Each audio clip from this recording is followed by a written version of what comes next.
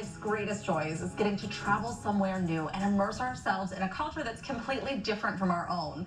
But there are also things that we need to be cautious of when traveling outside of the country.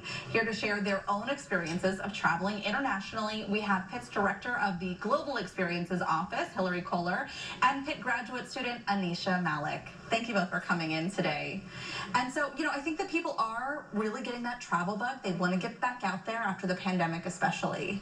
Absolutely. Are you guys seeing that? For sure. So definitely within the last several months, past semester, we've really seen interest in programs kind of coming back to pre-pandemic levels, which is really fantastic.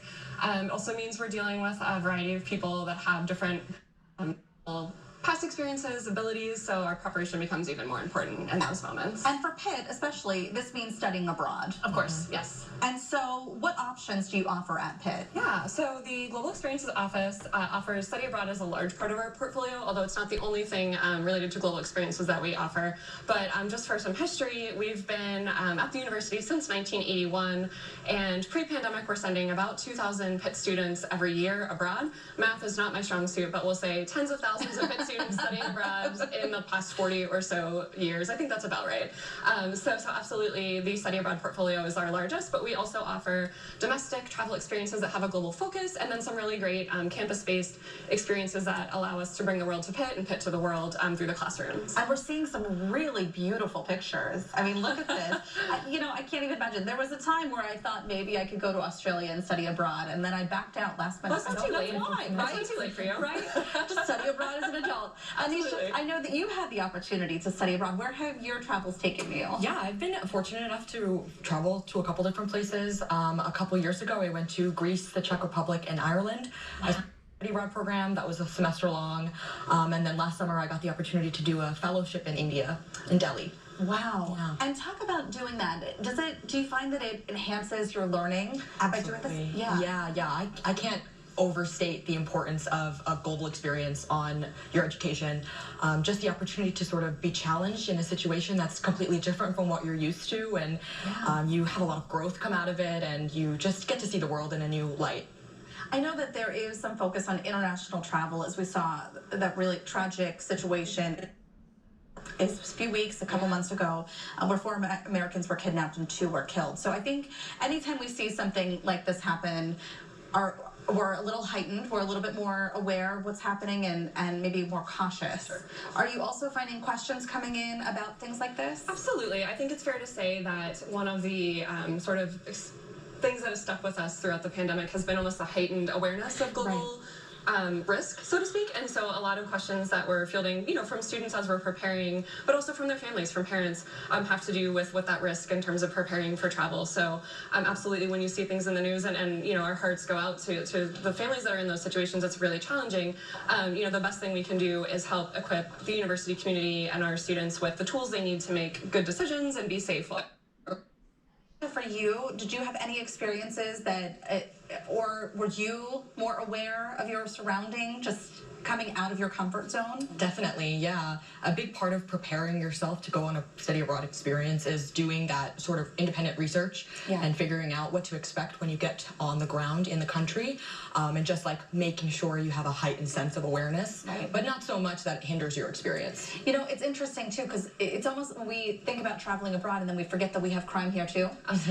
So we know, it's not like we don't experience this here in our own country as well. Sure, risk is inherent in everything we do. I mean, I think about myself walking to Pitt campus every day through Oakland, and anything can happen. You can't control all of that, but it is really, to Anisha's point, the preparedness, both in terms of the resources and support that's available while you're traveling, but also in terms of the cultural preparation and understanding that you're going to feel some level of discomfort when you're traveling abroad. That's part of why you do this experience, right, to stretch yourself, but being able to differentiate that from, actual risk and those challenging situations. So when you get those phone calls from students or parents, this is information that maybe people at home can use too if they're not a student or a parent of a student traveling abroad. What do you tell them to research, to prepare for this kind of travel? Sure, and as you might imagine, from the university perspective, health and safety of our community members abroad is of the highest importance. So we spend a lot of time in preparation with the university community, both in terms of students and doing orientations and getting them prepared,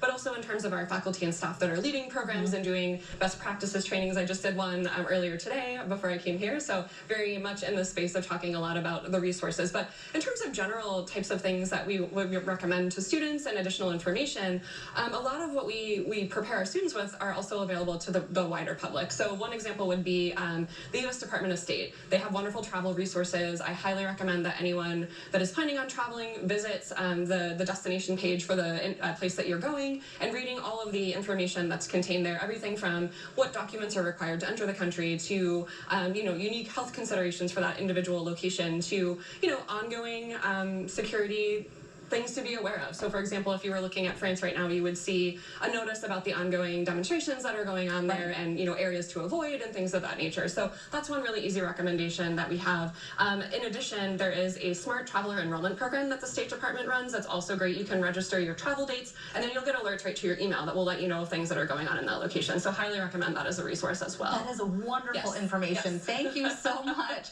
Anisha, before we wrap, I wanted to talk to you just quickly about this because you mentioned at the beginning that you think everybody should have these global experiences. Why do you think that is? How has it enriched your life? That's a really good question. Going on specifically my study abroad program, it allowed me to sort of see that the world is way bigger than I had really even known beforehand. I was exposed to all sorts of different people and cultures and ideas, and it sort of allowed me to see that there's a whole field out there that's just not what I had been exposed to before. There's all different types of ways that my career can go that can encourage me and enable me to become a global citizen. It's wonderful. Yeah. Thank you both so much for coming on today. It's a wonderful conversation, some really good information. Coming up on Talk Pittsburgh, a wish granted for seniors in hospice, how a local company is making their final moments in life special.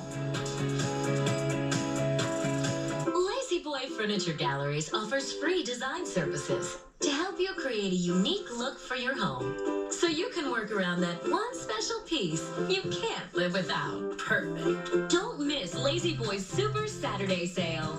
This Saturday only, you can save 30% on everything in the store. Plus, you'll receive 36 months special financing on your purchase. So don't wait, hurry in now.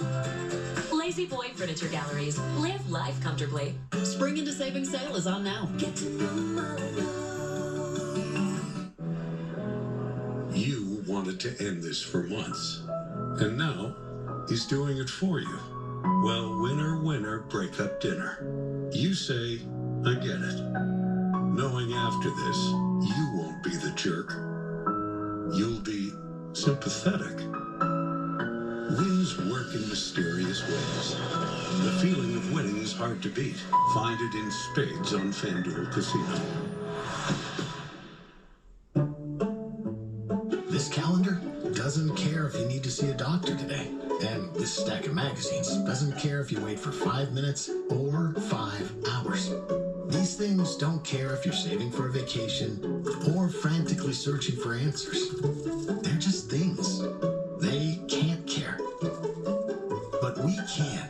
That's why we offer convenient, affordable treatment where and when you need it. Because we care when they can't. Dude, what are you doing? I'm protecting my car. That's too much work. WeatherTech is so much easier. Laser measured floor liners up here, seat protector and cargo liner back there. Nice. Out here, side window deflectors and mud flaps and the bump step to keep the bumper dent free. Cool. It's the best protection for your vehicle, new or pre-owned. Great. But where do I order? WeatherTech.com.